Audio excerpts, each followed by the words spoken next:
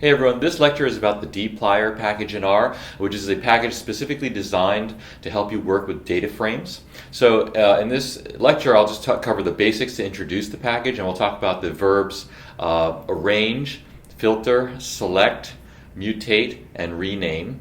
And we'll show you how to use these functions to manipulate data frames and to manage data in a more efficient and kind of easy to use way. The dplyr package is about working with data frames, and because data frames are key data structure in statistics and in R in general. So the basic assumptions that are made by the dplyr package are that the data in a given data frame, each observation is represented by one row, and then every column represents a variable or a measure or characteristic. So these are basic concepts from the notion of kind of tidy data, right? So there are a number of different implementations for the dplyr package in terms of backends for representing data frames, but we'll use for this presentation just the default R implementation. But you can use dplyr with things like the data table package and with relational database systems. So the dplyr package was developed by Hadley Wickham at RStudio. It can be thought of as an optimized and distilled version of the plyr package, which we also talk about here.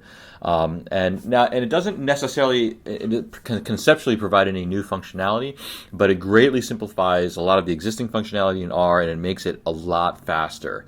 And one of the reasons why it's a lot faster is because a lot of the key operations are coded in C++, kind of at a low level. So some of the basic dplyr verbs are select, filter, arrange, rename, and mutate, as well as summarize. And so we're going to cover each one of these verbs, so to speak, in the grammar of data manipulation in this presentation. So select basically returns a subset of the columns of a data frame. Filter extracts a subset of rows. Arrange allows you to reorder the rows of a data frame while preserving the order of the other columns. Rename lets you rename a variable, and mutate kind of transforms or adds new variables to a data frame. And then finally, summarize helps you generate summary statistics of the data frame.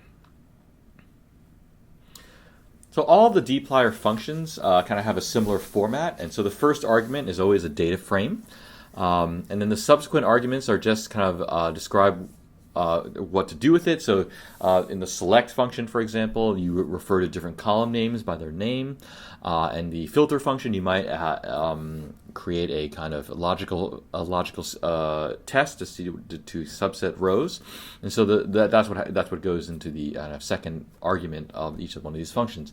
The result is always a new data frame. So each one of these functions takes a data frame as an argument and always returns a data frame. So you have to be careful that your data frames are always properly formatted and annotated. For example, the factor levels are all kind of annotated, and that the variable names are all there for all these functions to be useful.